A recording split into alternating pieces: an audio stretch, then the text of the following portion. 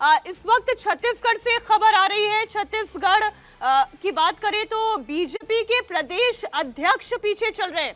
छत्तीसगढ़ से बीजेपी के प्रदेश अध्यक्ष इस वक्त पीछे चल रहे हैं। अरुण साव, छत्तीसगढ़ में बीजेपी को एक बड़ा झटका लगता दिखाई दे रहा है। देवेंद्र, अभी तो बहुत शुरुआती है और अरुण साव आगे मुझे लगता है कि वो इस गैप को पूरा कर लेंगे बहुत आसानी के साथ। इसमें उनको कोई दिक्कत नहीं होनी चाहिए। उनकी सीट ऐसी नहीं थी कि उस पर वो हारे हैं, लेकिन इसमें भी कोई दो राय नहीं कि संगठन की अगर आप बात करें तो छत्तीसगढ़ संगठन ने बहुत कमज़ोर चुनाव लड़ा। और ये बात बहुत सारे लोग बीजेपी के नेता जो दिल्ली से जा रहे थे बाद में इस बात को मान रहे थे कि ऐसा फील हो रहा है कि छत्तीसगढ़ की जनता तो हमें जिताने को तैयार थी, हमारा प्रदेश संगठन ही उस बात के लिए तैयार नहीं था। तो एक तो ऊपर से लीडरशिप नहीं दिया गया था। रमन सिंह पिछला चुनाव हारे, पिछले चुनाव में मतलब उनकी सरकार जब गई उसके बाद एक तरह से ये मैसेज दे दिया गया कि अब नया लीडरशिप खड़ा किया जाएगा। कोई नई लीडरशिप आई नहीं, दूसरे को आपने आगे बढ़ाया नहीं, प्रदेश संगठन इतना ढीला रहा, तो इन सारी खामियों का नुकसान उठाना पड़ा। अदरवाइज बीजेपी छत्तीसगढ़ में भी बहुत अच्छा माहौल बना सकती थी। आप अंदाज़ा लगाइए कि इतनी सारी खामियों के बावजूद अगर गैप अभी तक जो एग्जिट पोल के अनुमान हैं अगर उसमें गैप बहुत ज़्यादा नहीं दिख रहा है तो समझा जा सकता है कि ग्राउंड पे माहौल ऐसा था कि पार्टी उसको बेहतर तरीके से भुना सकती थी। उसमें वो करती नज़र नहीं आई। राहुल जी, आपका ओपिनियन? देखिए, मुझे लगता है कि छत्तीसगढ़ में जो है कांग्रेस जिस तरह से अभी भी दिख रहा है, ये ट्रेंड जो है कायम रहेगा कांग्रेस का। और ये वहाँ में जो देखिए रजत जी ने एक बात की थी कि वहाँ भूपेश बघेल जो है उन्होंने काफ़ी कुछ जो बीजेपी के मुद्दे थे उनको छीन लिया अपने कामों से, चाहे वो हिंदुत्व का मुद्दा हो उस पर जो उन्होंने चीज़ें की उसके कारण, या फिर भूपेश बघेल ने जो इस तरह से स्कीम्स को लागू किया और बहुत सारी चीज़ें जैसे ट्राइबल एरियाज़ की वहाँ बात करते हैं तो वहाँ एक संघर्ष ट्राइबल एरियाज़ में दिखाई देता है। वो है जो धर्म परिवर्तन का संघर्ष है, वहाँ पर जो क्रिश्चियंस हैं और ट्राइबल्स में एक संघर्ष दिखाई देता है, वो भी कहीं ना कहीं बीजेपी भुना नहीं पाई है।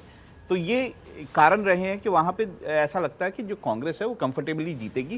कांग्रेस का अपना अनुमान था कि वो 55 सीटों तक जाएगी और बीजेपी का ये कहना था कि वो 35 सीटें तो उनको मिलेंगी, लेकिन अगर थोड़ा सा और उनको फ़ायदा हुआ तो वो शायद 45 तक जाएंगे। लेकिन बीजेपी ने जिस तरह से कैंपेन वहाँ पे लड़ा है, जिस तरह से उन्होंने अपनी कोशिशें की है, वो कुछ ज़्यादा नहीं दिखाई दी। वो ऐसा नहीं लगा कि बीजेपी जो है जिस तरह से चुनाव लड़ती है, पूरा संगठन चुनाव लड़ता है, वैसा कुछ दिखाई नहीं दिया वहाँ। जी, एक बार फिर से वीआईपी सीट्स की बात कर लें। राजस्थान की बात करें तो राजेंद्र राठौड़ तारानगर सीट से आगे चल रहे हैं। अगर हम बात करें राज्यवर्धन राठौड़ की तो वो झोटवाड़ा सीट से आगे चल रहे हैं।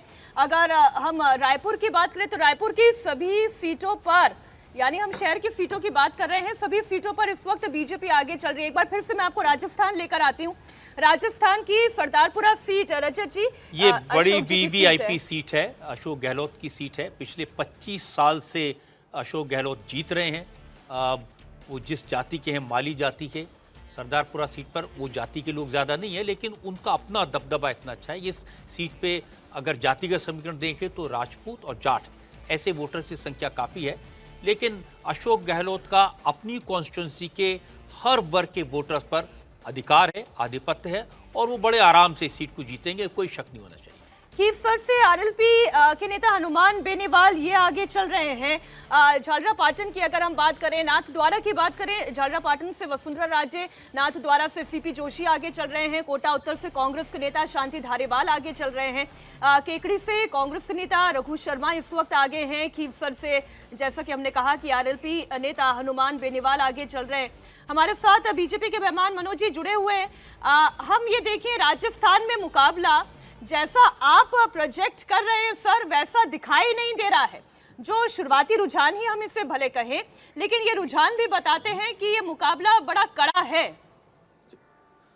देखिए, कड़ा तो तब मैं मानता तब ये ओपीएस जिस तरह से कह रहे थे कि सभी हमारे साथ में हैं, अभी तो बैलेट पेपर ही खुला है। कड़ा तो तब मानता जब हम लोग कहीं होते ही नहीं। बैलेट पेपर में भी आप देख रहे हैं कि सरकारी कर्मचारी भी इनको समर्थन देने को तैयार नहीं है। ये तो ओपीएस का बड़ा डंका पीटते थे। राजस्थान की जनता ने जिस तरह से वहां पर कुशासन हुआ, जिस तरह से महिलाओं के ऊपर अत्याचार हुआ, उसको ध्यान में रखते हुए महिलाओं ने बढ़िया से अच्छे से वोट किया, क्योंकि सबको पता है कि सबसे ज्यादा महिलाओं पर अत्याचार कहीं हुआ, एनसीआरबी का डेटा भी है, सबसे ज्यादा वहीं पर भी हुआ है। और वहां एक मंत्री के द्वारा, विधायक के द्वारा ये बोलना कि ये मर्दों का प्रदेश है, ये जो फेक एफआईआर होती है, तो ये साफ साफ मैसेज गया। ऊपर से युवाओं के साथ में किस तरह से छलने का काम किया, किस तरह से पेपर लीक के मामले सबके सामने आए। तो ये जनता ने, युवाओं ने, महिलाओं ने बढ़ चढ़ कर भाग लिया है।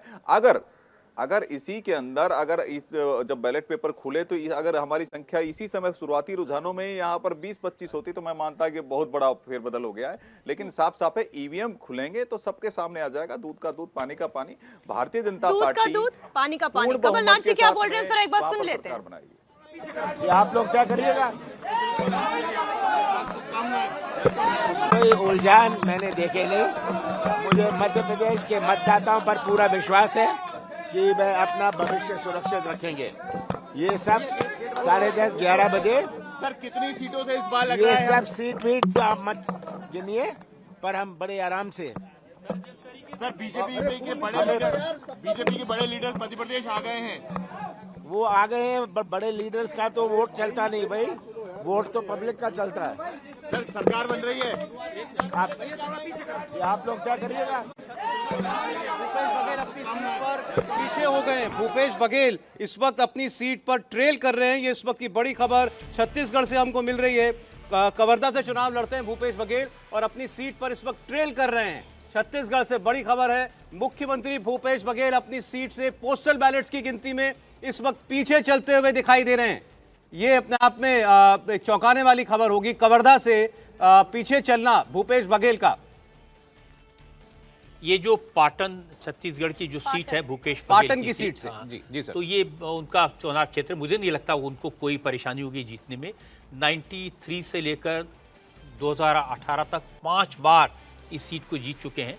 2008 में भूपेश बघेल इस सीट से हारे थे और उनके अपने जो भतीजे हैं विजय बघेल, उन्होंने हराया था। तो इस समय विजय बघेल सांसद हैं और बीजेपी ने उन्हें भूपेश बघेल के खिलाफ खड़ा किया है। लेकिन इस इलाके में अजीत जोगी के जो बेटे अमित जोगी हैं वो भी उम्मीदवार हैं। भूपेश बघेल से पूछा गया था कि उनका भतीजा उन्हें चुनौती दे रहा है, तो उन्हें डायलॉग मारा था, रिश्ते में हम उनके बाप लगते हैं, और वाकई में वो बाप लगते ही हैं।